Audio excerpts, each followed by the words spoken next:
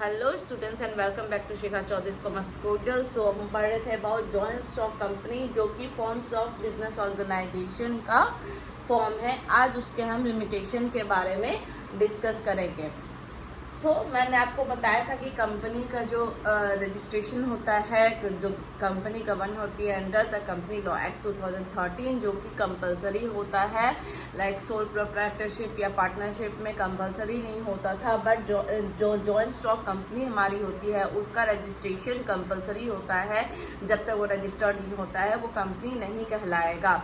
और रजिस्ट्रेशन होने के बाद उसकी एक सेपरेट लीगल कंपनी की सेपरेट लीगल एंटिटी हो जाती है, उसका एक कॉमन सील हो जाता है, विच मीन्स दैट वो अपने नाम से एसेट परचेज कर सकता है। लायबिलिटी उसकी अपने नाम से हो सकती है, कोई आए चाहे कोई जाए, कंपनी को कोई फर्क नहीं पड़ता, क्योंकि वो खुद एक आर्टिफिशियल पर्सन है। कंपनी हमारा एक एसोसिएशन ऑफ मेंबर्स है, एसोसिएशन ऑफ पीपल है, लोगों से मिलके चलता है, जो कि आते हैं साथ और एक बिजनेस चलाते हैं, एक लॉफुल बिजनेस चलाते हैं। ठीक है, बट किसी भी पर्सन, कोई भी मेंबर एम्प्लॉय की जाने या आने से कंपनी नहीं रुकती है, चलती रहती है। ठीक है, आइए आज हम उसके लिमिटेशन के बारे में, कंपनी के लिमिटेशन के बारे में बात करते हैं।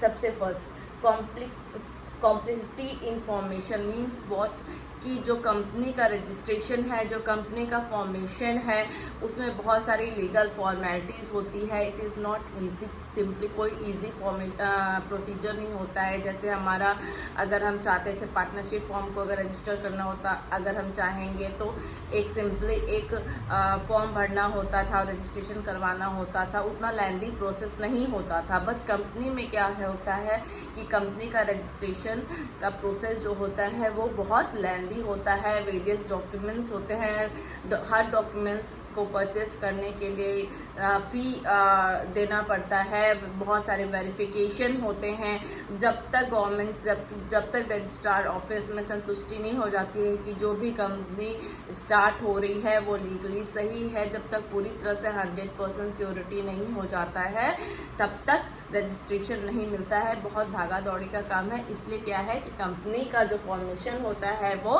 टाइम कंज्यूमिंग भी होता है, एज वेल एज एक्सपेंसिव भी होता है। लैक ऑफ सिक्रेसी क्यों होता है? क्योंकि टाइम टू टाइम कंपनी का इंफॉर्मेशन लाइक ईयरली प्रॉफिट हुआ है कि लॉस हुआ है, फाइनेंशियल स्टेटस क्या है, ऑडिटिंग के बारे में सब कुछ time to time registrar office में बताना पड़ता है। एज वेल एज पब्लिक को भी क्या होता है, पब्लिक को भी इंफॉर्मेशन प्रोवाइड कराना होता है। क्योंकि पब्लिक को अब शेयर खरीदने के लिए, बेचने का मार्केट में ऑफर जाता है, तो जब तक पब्लिक को नहीं पता चलेगा कि कंपनी का क्या फाइनेंशियल स्टेटस है या उसके बारे में पूरी जानकारी नहीं होएगी, तो ऑब्वियसली कंपनी के स्टेट पे पब्लिक क्या करेगी, उतना ध्यान नहीं देगी, उतना इंटरेस्ट नहीं दिखाएगी मार्केट में। ठीक है, तो यही कारण है कि सिक्रेसी कम होती है, क्योंकि अपना जो उनका जो इंफॉर्मेशन होता है सब कुछ क्या करना पड़ता है, देना पड़ता है रजिस्ट्रार ऑफिस में भी time to time, and also to the public. Impersonal work environment क्यों होता है? क्योंकि यहाँ पे हमारा ओनरशिप और जो हमारे बोर्ड ऑफ डायरेक्टर्स, जो मैनेजमेंट एंड कंट्रोल होते हैं, दोनों सेपरेट हाथों में होता है। ठीक है, हमें पता है कि हमारे जो ओनर्स होते हैं वो कौन होता है, स्टेक होल्डर्स, शेयर होल्डर्स होते हैं, वो ओनर्स होते हैं। एंड मैनेजमेंट किसके हाथ में होता है? वो होता है अपने बोर्ड ऑफ डायरेक्टर्स के हाथों में होता है। Although board of directors appoint कौन करते हैं? हमारे शेयर होल्डर्स अपॉइंट करते हैं।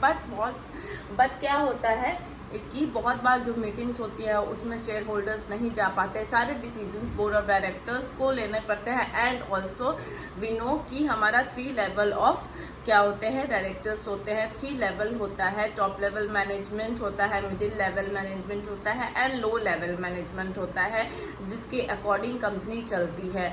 तो बहुत बार क्या होता है, कोऑर्डिनेशन करने में क्या होती है, प्रॉब्लम अराइज हो जाती है, जिसके कारण क्या होता है, हमारा जो वर्क इन्वॉल्वमेंट है वो इम्पर्सनल हो जाता है।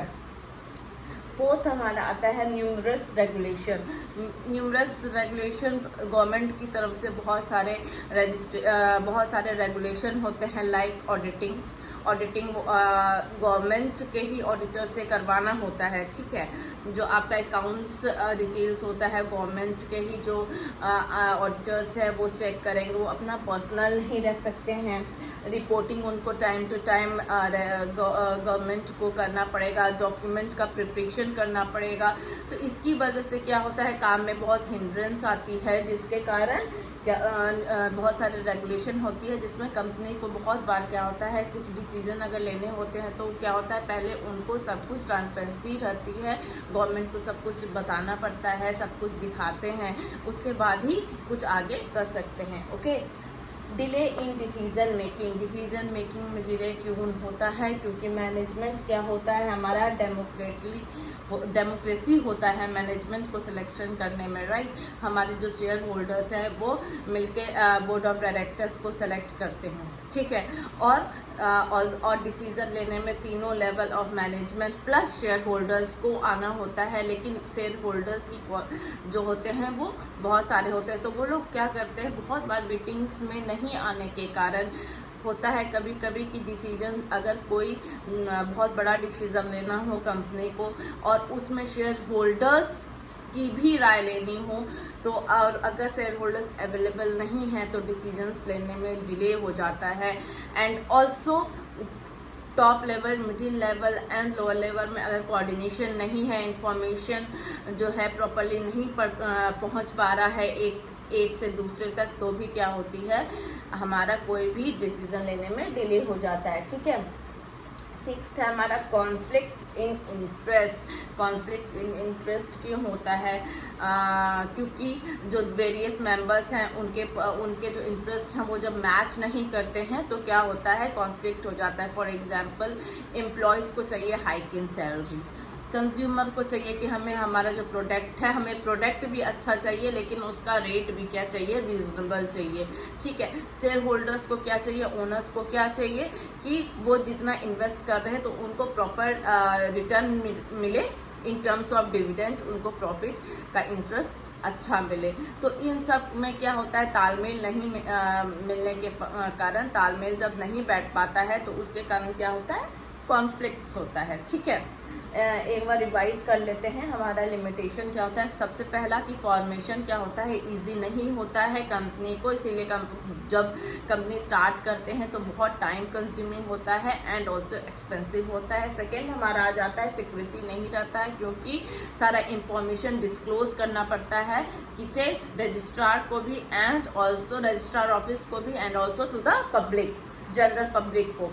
फिर क्या होता है कि वर्क इन्वायरमेंट इम्पर्सनल होता है, क्योंकि बोर्ड ऑफ डायरेक्टर्स को कोऑर्डिनेट करने में और ऑल्सो शेयर होल्डर्स भी उसमें आते हैं, जिनको बहुत सारी इन्फॉर्मेशन देनी पड़ती है, जिसके कारण क्या होता है, वर्क इन्वायरमेंट क्या होता है, इम्पर्सनल हो जाता है।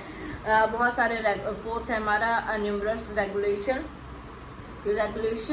बहुत ज़्यादा होती है गवर्नमेंट की तरफ से, बहुत ज़्यादा रेस्ट्रिक्शन होती है, लाइक ऑडिटिंग गवर्नमेंट के ही की तरफ से होगा, document preparation on the regular basis होगा, ठीक है। इन सब चीज़ों के कारण क्या होता है, बहुत से कामों में डिले हो जाता है। डिसीजन मेकिंग में डिले क्यों होता है, क्योंकि कोऑर्डिनेशन की कमी के कारण, top level, middle level and lower level के कोऑर्डिनेशन के कारण डिसीजन कभी नहीं बन पाता है, कभी शेयर होल्डर्स अवेलेबल नहीं हो पाते हैं, मीटिंग नहीं हो पाती है, जिसके कारण क्या होता है, डिसीजन हमारा डिले हो जाता है। इंटरेस्ट का फिर कॉन्फ्लिक्ट, ऑब्वियसली जहाँ 3 तरह के लोग होंगे, इंटरेस्ट मैच नहीं करेगा, ठीक है। लाइक एम्प्लॉय को हाइक इन सैलरी चाहिए, कंज्यूमर को good product in reasonable price चाहिए, शेयर होल्डर्स को जितना उन्होंने पैसा लगाया उसका प्रॉपर रिटर्न ऑब्वियसली चाहिए, जिसके कारण क्या होता है, बहुत बार प्रॉब्लम अराइज होती है। सो ये हमारा लिमिटेशन था जॉइंट स्टॉक कंपनी का। स्टूडेंट्स बहुत इजी है, एक बार आप अगर कॉन्सेप्ट ईजिली समझ में आ जाएगा आपको, तो आप खुद से भी बना के अपना लिख सकते हैं। आप ये चीज़ हमेशा याद रखिएगा कि किसी भी टॉपिक का सबसे मेन मीनिंग होता है, मीनिंग से आप उसके फीचर्स भी निकाल सकते हैं, मेरिट्स भी निकाल सकते हैं एंड डेमेरिट्स भी निकाल सकते हैं। ऐसा नहीं है कि आपको रटिफिकेशन ही करना है, सब कुछ एकदम मेमोराइज करना है, खुद से भी आप पॉइंट्स बना के लिख सकते हैं, बट वो अगर एग्जैक्ट नहीं, बट उसका मीनिंग तो एटलीस्ट समझ में आना चाहिए कि मिलता जुलता हो. Okay, thank you.